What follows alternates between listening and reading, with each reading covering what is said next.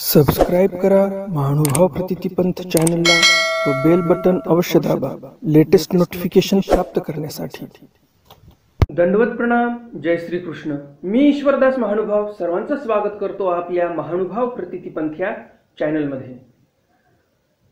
कालच्या सत्रामध्ये आपण पाहिलं सर्वज्ञ श्री चक्रधर स्वामी शेंदूरजनला जाऊन त्या ब्राह्मणाला कशी भेट देतात।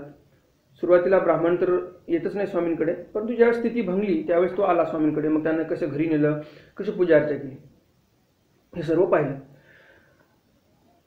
आपल्या सर्वांना माहितीच असेल श्रीकृष्ण महाराजांना बरेच नाव आहेत। वेगळ्या वेगळ्या लीळेमध्ये वेगळे वेगळे नाव श्रीकृष्ण महाराजांना पडले, वेगळे वेगळे नामकरण श्रीकृष्ण महाराजांचं झालेलं आहे। ज्याप्रमाणे श्रीकृष्ण महाराज वनामध्ये गायी चारण्याला न्यायचे, गायी राखायचे आणि म्हणून त्यांचं नाव गोपाल पडलं श्रीकृष्ण महाराजांचं। त्या वनामध्ये गेल्यानंतर वनपुष्पांच्या माळा गळ्यात घालायचे म्हणून वनमाळी नाव पडलं। ज्यावेळेस गोकुळातील लोकांवर फार मोठं संकट आलं, इंद्राने प्रकोप केला, त्यावेळेस हातामध्ये गोवर्धन पर्वत उचलला, डाव्या हाताच्या करंगळीवर तो गोवर्धन पर्वत धारण केला आणि म्हणून गिरीधर नाव पडलं। गिरी म्हणजे तो गोवर्धन पर्वत आणि त्याला धरलं म्हणून गिरीधर नाव पडलं। श्रीकृष्ण भगवंत मुरली वाजवायचे, हातामध्ये मुरली धरलेली असायची आणि म्हणून मुरलीधर नाव पडलं। त्याचप्रमाणे श्री चक्रधर स्वामींचंही आहे। वेगळ्या वेगळ्या लीळेमध्ये वेगळे वेगळे नामकरण झाले आहेत चक्रधर स्वामींचे। तर त्याचप्रमाणे आजच्या लीळेमध्ये एक सर्वज्ञ श्री चक्रधर स्वामींना नवीन नाव पडणार आहे, चक्रधर स्वामींचं नवीन नामकरण होणार आहे। हा जो भक्त आहे तो नामकरण करणार आहे आजच्या सत्रातील, आजच्या लीळेतील। तर जास्त उशीर न करता आज सर्वज्ञ श्री चक्रधर स्वामींचं काय नामकरण होणार आहे हे आज आपण बघणार आहोत। तर सर्वांनाच आतुरता लागली असेल, त्यामुळे जास्त वेळ न घेता आपण आपल्या या सत्राला सुरुवात करूया। चला तर आज काही नवीन ज्ञानार्जन करूया। दंडवत हो। नेहमीच्याच प्रमाणे आजचा व्हिडिओ तुम्हाला नक्कीच आवडणार आहे आणि त्यामुळे लगेच व्हिडिओला लाईक करा। नवीन दर्शक कोणी आले असतील त्यांना अशाच स्वामींच्या नवनवीन चरित्रामध्ये रुची असेल तर हे चॅनल तुमच्याचसाठी आहे। लगेच चॅनलला सबस्क्राईब करा, कारण मी दररोज या चॅनलवर नवनवीन व्हिडिओ अपलोड करत असतो, नवनवीन स्वामींचे चरित्र टाकत असतो। तर लगेच चॅनलला सबस्क्राईब करा आणि बेल बटन दाबा। बेल बटन दाबल्यानंतर त्यामध्ये ऑल ऑप्शन सिलेक्ट करा, म्हणजे मी स्वामींचं चरित्र अपलोड केल्यानंतर सर्वप्रथम नोटिफिकेशन तुम्हाला येत जाईल आणि सर्वप्रथम तुम्ही स्वामींच्या चरित्राचं श्रवण करू शकाल। लीळाचरित्र पूर्वार्ध लीळा क्रमांक 176। डोडविहिरा राघव देवा भेटी। डोडविहिरा नावाचं एक गाव आहे बुलढाणा जिल्ह्यामध्ये आणि तिथे स्वामींची आणि राघवदेव भटांची भेट झाली आणि हेच ते राघवदेव भट्ट ज्यांनी स्वामींचं नामकरण केलं। पूर्वी भोग नारायणी राघवदेवासी भेटी झाली होती। पूर्वी म्हणजे काही दिवसापूर्वी पैठण येथे भोगनारायणाच्या मंदिरामध्ये राघवदेव भट्ट भेटण्यासाठी आले होते स्वामींना आणि तिथे भेट झाली होती। डोड विहिरी गोसावी बीजे करीत सती। डोड विहीर या त्यांच्या गावी स्वामी येणार आहेत असं त्यांनी ऐकलं। ऐसे राघव भट्टी ऐकिले, मोह उच्छाव केला। त्यांनी ठरवलं स्वामी आपल्या गावामध्ये येणार आहेत तर चांगलं जंगी स्वागत महोत्सव साजरा करायचा आहे आपल्याला। आणि म्हणून ते काय करतात, मग घरोघरी सम्मार्जने चौकरंग माळिका भरलिया। प्रत्येक घरोघरी सांगितलं अरे आपल्या गावामध्ये देव येणार आहेत आणि सर्वांनी आपल्या दारासमोर सारवून घ्या, व्यवस्थित स्वच्छता दिसली पाहिजे, बिलकुल कुठेही कैर कचरा घाण अशी जागा दिसली नाही पाहिजे स्वामींच्या दृष्टीसमोर, पूर्ण गाव स्वच्छ करा। आणि असं सर्वांना सांगितलं आणि सर्वांनी मग प्रत्येकाच्या घरासमोर सम्मार्जने म्हणजे शेणाने सारवून घेणे अंगण, असं सर्व अंगण स्वच्छ सारवल्यानंतर अंगण बघा किती स्वच्छ दिसते, तर असं सारवून घेतलं। चौकरंग माळिका भरलिया, रांगोळ्या काढल्या सर्वांनी, गुढिया उभिलिया। कालच्या सत्रामध्ये मी गुढीचा इतिहास सांगितलेलाच आहे, त्यामुळे मी पुनरावृत्ती करणार नाही। गुढिया उभिलिया, गुढ्या उभारल्या। जर कालचं चरित्र कोणी ऐकलं नसेल तर वर आय बटन मध्ये मी तो व्हिडिओ दिलेला आहे, आय बटन मध्ये जाऊन तुम्ही तो व्हिडिओ पाहू शकता। मांडवी भागवत मेळविले, मांडव टाकला, मांडवामध्ये भागवत मेळविले म्हणजे दुसरेही साधू संत काही आणले त्यांनी। मग मखरे करुणी गोसाविया साऊमे निघाले. मखरे केले, मखरे उगवले म्हणजेच काय तर कमानी चांगल्या तयार केल्या आणि स्वामींना आणण्यासाठी साऊमे गेले म्हणजे स्वामींजवळ गेले. परियेळी पाने पोफळे फुले नाना विधे पूजा द्रव्ये. परियेळी म्हणजे ताटामध्ये, पान आहेत नागवेलीचे, पोफळ म्हणजे सुपाऱ्या आहेत, फुले आहेत सुगंधित, नानाविधे पूजा द्रव्ये वेगळे वेगळ्या प्रकारचे जे पूजा द्रव्य असतात तेही त्या ताटामध्ये ठेवलेले आहेत. ऐसे गाजत वाजत नाचत गोसावियासी साऊमे आले. गाजत वाजत म्हणजे त्यांनी चांगला गाजावाजा लावलेला होता. आताच्या भाषेमध्ये सांगायला गेलं तर बँड लावला होता. तो बँड कोण्या प्रकारचा होता समोर येणारच आहे. तर असे गात वात नाचत स्वामींच्या समोर निघालेले आहेत. खूप आनंद झालेला आहे आणि म्हणून ते नाचत आहेत. दंडवत घातले. स्वामींजवळ गेल्यानंतर साष्टांग दंडवत घातले राघव भटांनी, राघवदेवांनी. श्रीचरणा लागले, पाया पडले. गावा उत्तरे खडकाळी पिंपळू. गावाच्या उत्तर दिशेला खडकाळी होती म्हणजे खडकाळ प्रदेश होता. त्या खडकाळ प्रदेशावर एक पिंपळाचं झाड होतं मोठं आणि तेथ गोसावियांसी आसन झाले. स्वामी त्या पिंपळाच्या वृक्षाखाली आसनस्थ झालेले आहेत. तेथची गोसावियांसी बरवी पूजा केली. तिथेच स्वामींना बरवी म्हणजे चांगल्या प्रकारची पूजा केलेली आहे. अवघेयासी टिळे माळा गंधाक्षता तांबोळे. मग राघव देवी म्हणितले. सर्वांना गंधाक्षता लावले, तांबोळ दिलं, टिळा लावला, माळ घातली आणि मग राघवदेवी म्हणितले. राघवदेव म्हणतात, हे काही गोमट देव हो आपत्या ते कही सांभाळाना. इथे राघवदेवांनी एक नवीन नामकरण केलेलं आहे स्वामींचं, गोमट देव. यापूर्वी तुम्ही नाव ऐकलं स्वामींचं, मोन्यदेव, नगिनदेव असे वेगवेगळे नाव ऐकले. आज या चरित्रामध्ये गोमट देव असं नामकरण इथे या भक्तांनी स्वामींचं केलेलं आहे. गोमट देव का म्हटलेलं आहे? गोमट म्हणजे काय तर पुण्य. तर असं पुण्य स्वामीच्या दर्शनाने प्राप्त होते. स्वामीच्या जवळ जाऊन बसले, दर्शन घेतलं, पाया पडले, काही समर्पण केलं, तिथे काही द्रव्य समर्पण केलं, पूजा समर्पण केली, वस्त्र समर्पण केलं, काही अन्नदान केलं स्वामीच्या ठिकाणी. काहीही क्रिया करा तुम्ही स्वामीच्या ठिकाणी, गोमटच होणार आहे, पुण्यच होणार आहे तुम्हाला. आणि म्हणून राघवदेव भटांनी एकदम उत्तम असं नाव ठेवलेलं आहे स्वामींना. इथे नामकरण केलेलं आहे. काय नामकरण केलं? गोमट देव हो. तुमच्या दर्शनाने, तुमच्या स्पर्शनाने, तुमच्या जर कथा वार्ता ऐकल्या तरी पण काय होते तर गोमट होते, पुण्य होते. आणि म्हणून त्यांनी गोमट देव असं नाव ठेवलेलं आहे स्वामींचं इथे. आपत्या ते कही सांभाळाना. अपत्य म्हणजे राघवदेव म्हणतात की आम्ही तुमचं अपत्य आहोत, मी तुमच्या मुलासारखा आहे, परंतु आमचा तुम्ही काही सांभाळ करतच नाही व्यवस्थित, आमच्यावर लक्षच देत नाही, आमची विचारपूस करत नाही. असं हे जे राघवदेव आहेत ते गोमट देवांना बोलत आहेत, म्हणजे सर्वज्ञ श्री चक्रधर स्वामींना बोलत आहेत. तर अशा या गोमट देवांना सर्वांनी दंडवत केला पाहिजे. सर्वज्ञ म्हणितले स्वामी म्हणतात, एक आपले दर्शक आहेत चॅनलचे, त्यांचं नाव आहे वैभव तडस. त्यांच्याही कमेंट फार सुंदर असतात. त्या लिळेमध्ये प्रत्येक भक्ताला ते दंडवत करतात. कमेंटमध्ये प्रत्येक भक्ताला दंडवत प्रणाम असं लिहितात. मग ते दादोस असतील, भट्टोबास असतील, उमायसा असतील, चांगदेव भट्ट असतील, बाईसा असतील, जे कोणी भक्त आले असतील. मग त्यामध्ये जसा त्या रामदरणा राजाने घोडा दिला होता स्वामींना, त्या घोड्यालाही ते दंडवत करतात. खरंच त्यांचं हे जे कमेंट्स असतात मला वाचून खूप आनंद होतो. काल मी प्रश्न विचारला होता, नद्या तर सर्वांना माहिती आहेत, नद कोणाला म्हणतात, कोणता नद तुम्हाला माहिती आहे? बऱ्याच जणांनी प्रयत्न केलेला आहे आणि त्यामध्ये पंकजाताई, पंकजा जोशी असं त्यांचं नाव आहे आणि त्या ताईंनी अगदी योग्य उत्तर दिलेलं आहे. मी जे तुम्हाला आज उत्तर देणार होतो की नद म्हणजे कोणता, तर तेच उत्तर त्यांनी कमेंट बॉक्समध्ये दिलेलं आहे. खूप खूप ताई तुमचं अभिनंदन, तुम्ही अगदी योग्य आणि बरोबर उत्तर दिलेलं आहे. तर नद कोणता आहे? तर त्या नदाचं नाव आहे ब्रह्मपुत्र. ब्रह्मपुत्र हा जो नद आहे तो नद आपल्या भारतामध्ये वाहतो. त्याचं उगमस्थान जे आहे ते मानस सरोवराकडून आहे आणि बहुतांश भाग हा चायनामध्ये आहे आणि थोडासा भाग असा भारतामध्ये आलेला आहे. तर तो नद म्हणजे ब्रह्मपुत्र आहे. प्रयत्न दुसऱ्यांनीही केला, काही जणांनी जिज्ञासा व्यक्त केली. माधुरीताई वानखेडे जे आहेत त्यांनी जिज्ञासा केली की लवकर नाव सांगा. आणि दिगंबरजी यांनी कमेंट केली होती की नद म्हणजे मानस सरोवर लेक म्हणजे स्थळ जे आहे, मोठं सरोवर जे आहे ते.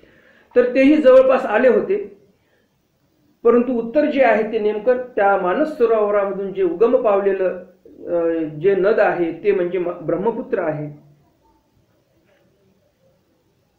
तर योग्य उत्तर भेटलेलं आहे आपल्याला. तर आपल्या या मूळ विषयाकडे आपण वळूया. तर असं राघवदेवांनी गोमटदेव असं नाव ठेवलं आणि म्हणतात की तुम्ही लेकराला काही लक्ष देत नाही, लेकराचा सांभाळ करत नाही, लेकराची विचारपूस करत नाही. आणि असं म्हटल्यानंतर स्वामी पण एक छान उत्तर देतात. काय उत्तर देतात स्वामी? सर्वज्ञ म्हणितले स्वामी म्हणतात, हे नव्हे आले, हे नाही का म्हणे आम्ही आलेलो आहोत. राघवदेवी म्हणितले, राघवदेव म्हणतात, निके केले गोमट देव हो, बर्वे केले गोमट देव हो. निके केले, खूप चांगले केलं तुम्ही. आपल्या आपत्याला पडताळण्यासाठी, विचारपूस करण्यासाठी, पाहण्यासाठी तुम्ही आलेले आहात. आम्हाला खूप आनंद झालेला आहे. बर्वे केले, चांगले केले. निके केले, बर्वे केले, हे दोन्ही समानार्थी शब्द आहेत. आपल्या आपत्या ते पडताळले, तुमच्या आपत्याला तुम्ही पडताळलं, त्यामुळे खूपच चांगलं काम केलेलं आहे तुम्ही. म्हणून राघवदेवी गाती नाचती, म्हणून राघवदेव गायन करायला लागलेले आहेत, नाचायला लागलेले आहेत. हरिखैजती हर्षित झालेले आहेत.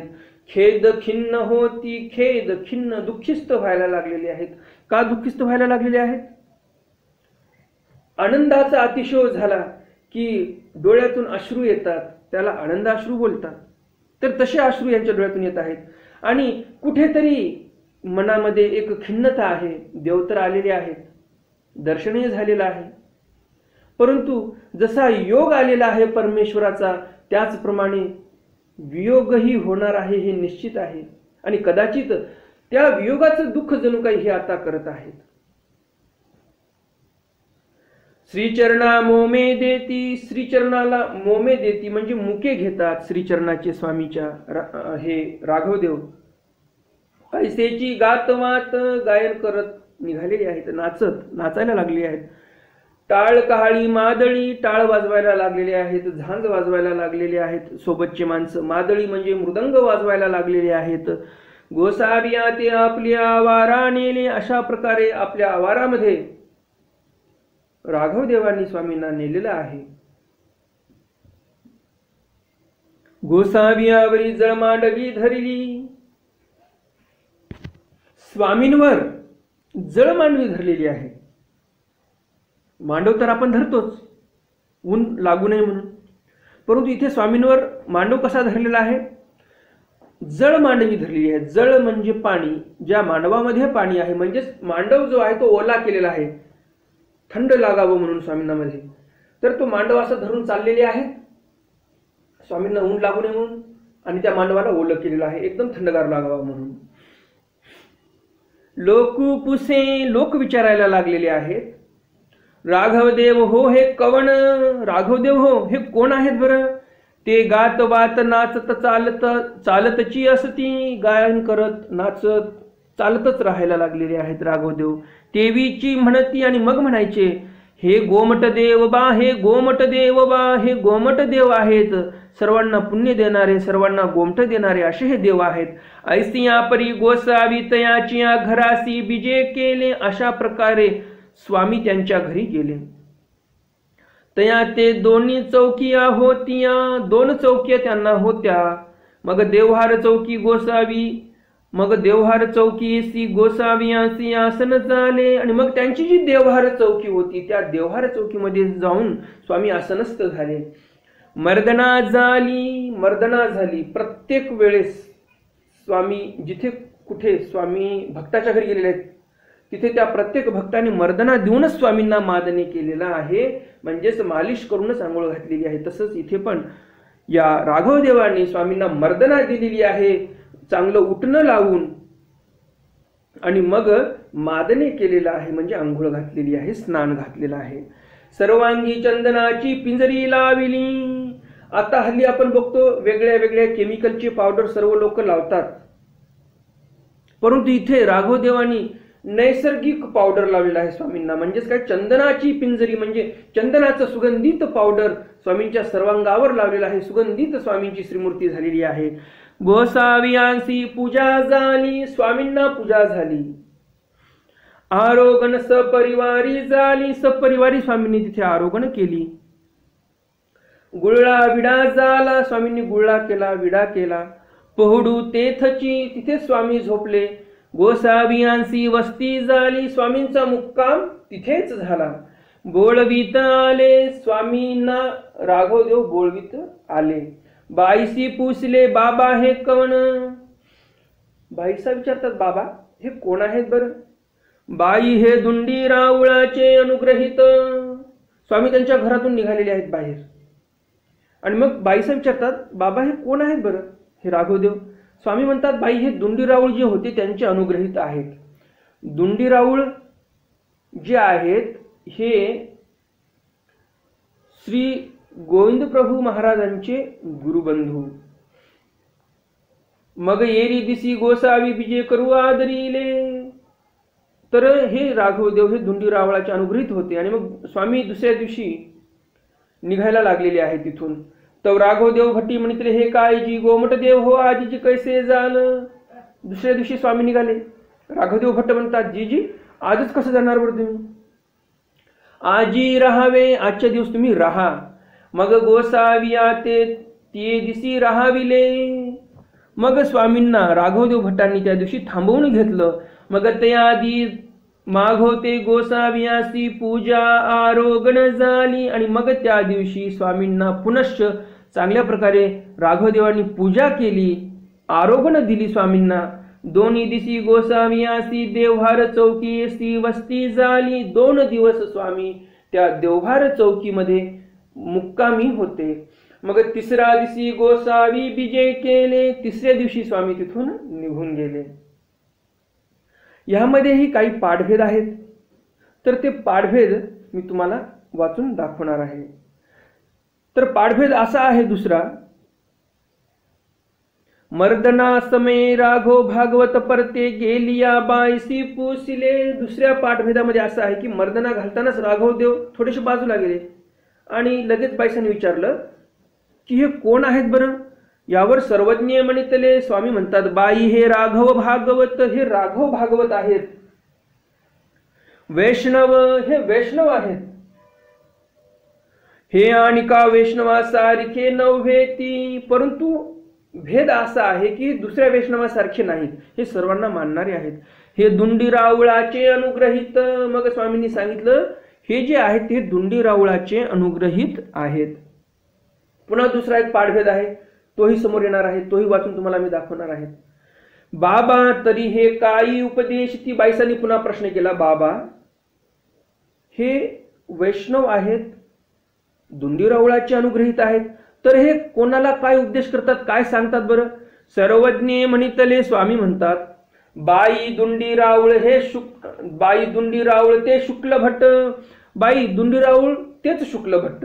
ते श्री प्रभूचे गुरु होऊन द्वारावती गेले. दुसऱ्या पाठभेदानुसार ते श्री प्रभू महाराजांचे गुरु, आणि ते श्री प्रभू महाराजांचे गुरु सोबत श्री प्रभू महाराजांच्या द्वारावतीला गेले होते. हा पाठभेद आहे.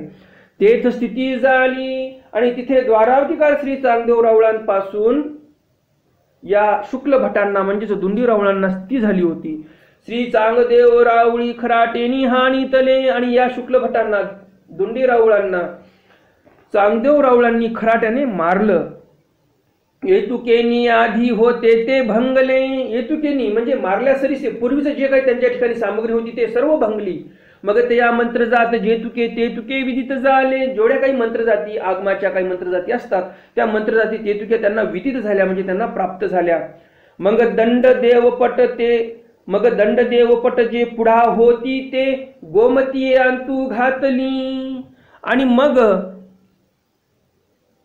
श्री चक्रपाणी महाराजांनी काय केलं, त्या शुक्ल भटांचं म्हणजेच दुंडी रावळांचं जे दंड देवपाठ होता ते सर्व मोडलं, आणि ते सुपामध्ये भरलं आणि गोमती नदीमध्ये नेऊन टाकून दिलं आणि निघाले आणि निघून गेले. यावरी बाईसी पुसले आणि यावर परत बाईसा प्रश्न करतात, बाबा तरी हे चांगदेव रावळाचे नातू होती, तर मग हे श्री चांगदेव रावळांचे नातू आहेत असं म्हणावं लागेल. नातू कसं काय बरं? तर श्री चक्रपाणी महाराज जे आहेत ते दुंडी रावळाचे गुरु, बरोबर. म्हणजेच काय, दुंडी रावळ हे चक्रपाणी महाराजांचे काय झाले तर शिष्य झाले. आणि या दुंडी रावळांचे शिष्य म्हणजे कोण झाले तर हे राघवदेव झाले. आणि मग साहजिकच आहे, आपण जसं बोलतो मुलाचा मुलगा म्हणजे हा नातू, त्याचप्रमाणे श्री चांगदेवराव म्हणजेच श्री चक्रपाणी महाराज जे आहेत त्यांचे शिष्य दुंडीराव, म्हणजे समजा आपल्या चालू भाषेमध्ये मुलगा म्हणतो आपण तुम्हाला समजण्यासाठी. आणि या मुलाचे म्हणजे दुंडीरावळाचे चिरंजीव म्हणजे मुलगा म्हणजे शिष्य कोण तर राघवदेव. म्हणजे या अर्थाने बाईसा म्हणतात तर हे तर द्वारावतीकार श्री चांगदेव रावळांचे नातू ठरतात. सर्वज्ञ म्हणितले. आणि स्वामी काय म्हणतात मग, हो ती बाई. स्वामी पण होकार देतात की हो बाई, हे राघवदेव म्हणजे द्वारावतीकार श्री चांगदेव रावळांचे नातू आहेत. उदेक गोसावी ते थोणी बीजे केले. उदेक म्हणजे तिसऱ्या दिवशीची सकाळ उजळली की लगेच स्वामी तिथून निघाले. ते गोसावियासी बोळवीत आले. ते स्वामींना बोळवीत गावाच्या बाहेरपर्यंत आले. आणि अशा प्रकारे स्वामी तिथून निघून गेलेले आहेत. तर हे लीळा जी आहे तुम्हाला नक्कीच आवडली असेल. आणि या लीळेमध्ये सर्वात महत्वाची गोष्ट तुम्हाला कोणती वाटली, कोणती गोष्ट पटली, हे कमेंट बॉक्समध्ये अवश्य कमेंट करा. आणि व्हिडिओ जर अजून लाईक केला नसेल तर लगेच लाईक करा. आणि आपल्या जास्तीत जास्त वासनिक मंडळीपर्यंत हा व्हिडिओ शेअर करा. त्यांनाही या ज्ञानाचा लाभ मिळू द्या, त्यांनाही समजू द्या श्री चक्रपाणी महाराजांचे नातू कोण होते ते. तर असा हा आपल्याला नवीन जो ज्ञानाचा सोहळा इथे प्राप्त झालेला आहे, नवीन ज्ञान तुम्हाला इथे नक्कीच मिळालेलं आहे. आणि हे ज्ञान जास्तीत जास्त लोकांपर्यंत पोहोचलं पाहिजे याची तुम्ही तसदी घेतली पाहिजे. आणि जास्तीत जास्त वासनिक मंडळीपर्यंत हे ज्ञान पोहोचवलं गेलं पाहिजे. नवीन दर्शक कोणी आले असतील त्यांना अशा स्वामींच्या नवनवीन लीळा ऐकण्याची इच्छा असेल तर हे चॅनल तुमच्यासाठी आहे. लगेच चॅनलला सबस्क्राईब करा, बेल बटन दाबा, ऑल ऑप्शन सिलेक्ट करा. म्हणजे मी स्वामींचं नवीन चरित्र अपलोड केलं की सर्वप्रथम तुम्हाला नोटिफिकेशन येत जाईल आणि सर्वप्रथम तुम्ही स्वामींच्या चरित्राचं श्रवण करू शकाल. तर भेटूया स्वामींच्या एका नवीन चरित्रासह उद्याच्या सत्रामध्ये. तोपर्यंत दंडवत प्रणाम. जय श्री कृष्ण. दंडवत